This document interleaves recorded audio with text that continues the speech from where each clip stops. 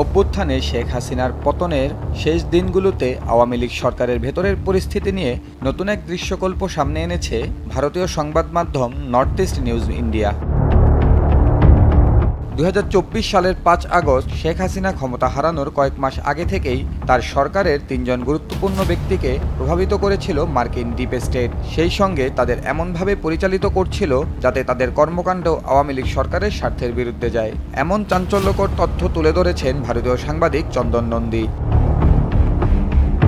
আওয়ামী লীগ সরকারের গুরুত্বপূর্ণ সেই 3 ব্যক্তি হলেন শেখ হাসিনার বেসরকারি শিল্প ও বিনিয়োগ উপদেষ্টা সালমান এফ রহমান, আইনমন্ত্রী আনিসুল হক এবং তথ্য প্রতিমন্ত্রী মোহাম্মদ এ আরাফাত।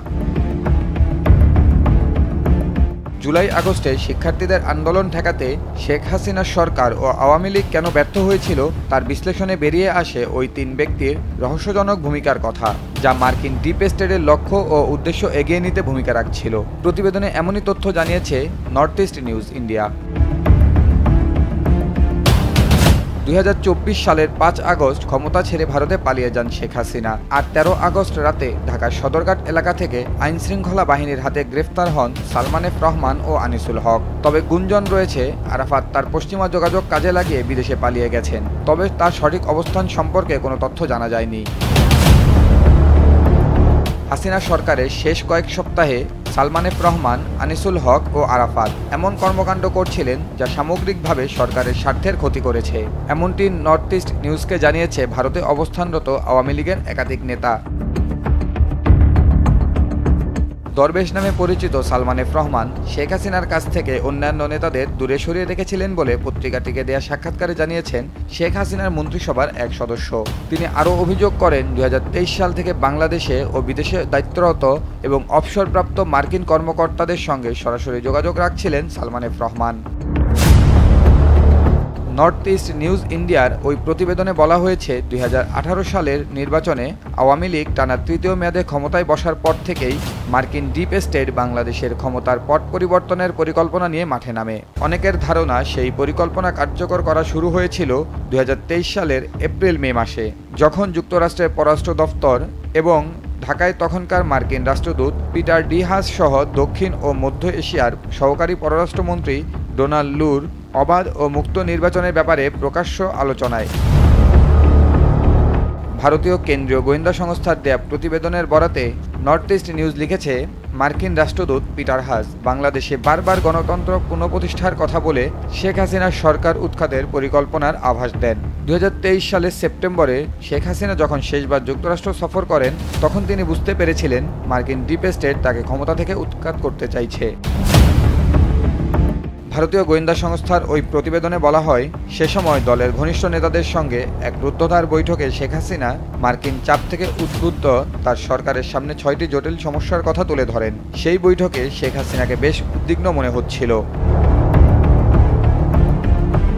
এক আওয়ামী লীগ নেতাকে উদ্ধৃত করে ওই গোয়েন্দা প্রতিবেদনে বলা হয়, সালমান এফ রহমান আওয়ামী লীগের শীর্ষস্থানে উঠে এসে কার্যত উপপ্রধানমন্ত্রীর ভূমিকায় অবতীর্ণ হয়েছিলেন। তিনি শেখ হাসিনার দিকে কড়া নজর রাখছিলেন, লক্ষ্য রাখছিলেন তিনি কার সঙ্গে কথা বলেন এবং কার সঙ্গে সাক্ষাৎ করেন।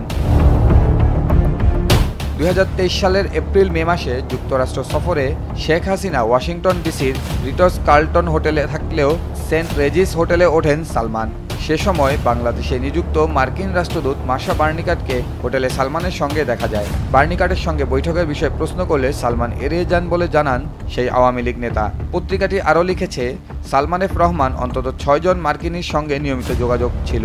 তাদের মধ্যে ছিল উইলিয়াম বি মাইলাম, তখনকার উপসহকারী পররাষ্ট্রমন্ত্রী আফরিন আক্তার, একজন পররাষ্ট্রনীতি বিশ্লেষক ও দক্ষিণ এশিয়ার বিশেষজ্ঞ এবং সাবেক রাষ্ট্রদূত বার্নিকাট। 2023 সালের শেষ দিকে তখনকার মার্কিন বেসামরিক নিরাপত্তা, গণতন্ত্র ও মানবাধিকার বিষয়ক আন্ডার সেক্রেটারি উজরা জিয়ার সঙ্গেও বৈঠক করেন সালমান। নর্থ ইস্ট নিউজ তাদের প্রতিবেদনে বলেছে, 2023 সালে ডেমোক্রেটিক পার্টির সদস্য এবং ফরেন অ্যাফেয়ার্স কমিটির সদস্য গ্রেগরি ওয়েলডন মিক্সের চিফ অফ স্টাফ নিউ ইয়র্কে আওয়ামী লীগের একজন নেতাকে বলেছিলেন 6 মাসের মধ্যে বাংলাদেশে বড় কোনো ঘটনা ঘটতে পারে। আওয়ামী লীগের একটি সূত্রকে উদ্ধৃত করে পত্রিকাটি লিখেছে, শেখ হাসিনা তার বিরুদ্ধে পাকানো এই ষড়যন্ত্র সম্পর্কে সামান্য ধারণা পাননি। নর্থ ইস্ট নিউজ তাতে প্রতিবেদনে লিখেছে 2024 সালের 3 আগস্ট ছিল শেখ হাসিনার শাসনামলের গুরুত্বপূর্ণ দিন। সে সময়কার এক সাক্ষাৎকারে আরাফাত মন্তব্য করেছিলেন, শিক্ষার্থীদের আন্দোলন মোকাবেলার মতো যথেষ্ট বুলেট সরকারের হাতে আছে। তার এমন মন্তব্য শেখ হাসিনা সরকারের প্রতি ক্ষোভ আরও বাড়িয়ে দিয়েছিল। ওই সময়ে ওই কথা বলা নিছক বোকামি ছিল না, এটা ছিল সচেতনভাবে করা। আওয়ামী লীগের ওই নেতার ভাষ্যমতে আওয়ামী লীগ তখন এক ধরনের দ্বিধান্বিত অবস্থায় পৌঁছেছিল। হয়তো অদৃশ্য কোনো শক্তি দ্বারা দলটি নিয়ন্ত্রিত হচ্ছিল। 30 জুলাই ছাত্র আন্দোলন তীব্র হওয়ার আভাস মিললে সালমান এফ রহমান যত দ্রুত সম্ভব শেখ রেহানাকে দেশে আসতে অনুরোধ করেন। বড় ধরনের হতাহতের ঘটনা ঘটলে যে আওয়ামী লীগের শোক মিছিল বাতিল করতে হবে তা শেখ হাসিনাকে বোঝানোর দায়িত্ব দেওয়া হয়েছিল তার বোন শেখ রেহানাকে। আওয়ামী লীগের ওই নেতাকে উদ্ধৃত করে ভারতীয় পত্রিকাটি লিখেছে, তখন দলের নেতারা সমাবেশ চালিয়ে যাওয়ার পক্ষে মত দিলেন। শেখ রেহানা রোষে ফেটে পড়লেন। উপস্থিত নেতাদের বললেন, যা বলা হচ্ছে তাই করো। ফলে ওই সমাবেশ বাতিল হয়। এর ফলে ছাত্র শিবির, জামাত ও বিএনপি কর্মী ও সমর্থকদের বিরুদ্ধে আওয়ামী লীগ কোনো প্রতিক্রিয়া দেখানোরও সুযোগ পায়নি। প্রতিবেদনে আরও উঠে আসে, আওয়ামী লীগ নেতারা এখন মনে করছে শেখ হাসিনা ক্ষমতা হারানোর একটি গুরুত্বপূর্ণ কারণ ছিল 8 থেকে 10 জুলাইয়ের বিপর্যয়কর চীন সফর। নির্ধারিত তারিখের একদিন আগে দেশে ফেরার মধ্যে এই ইঙ্গিত ছিল যে তার চীন সফরের পরিকল্পনা সফল হয়নি। ভারতও ওই সময় শেখ হাসিনার প্রতি নাখোশ ছিল, কারণ তাদের বিচারে শেখ হাসিনার ওই সময় চীন সফর ছিল কৌশলগত ভুল সিদ্ধান্ত। শেখ হাসিনা সরকার পতনের 1 বছর পরেও কলকাতায় অবস্থানরত আওয়ামী লীগের নেতারা এখন দলের শীর্ষ নেতৃত্বের প্রতি ক্ষুব্ধ। এমনটাই নর্থ ইস্ট নিউজকে জানিয়েছেন আওয়ামী লীগের সেই নেতা।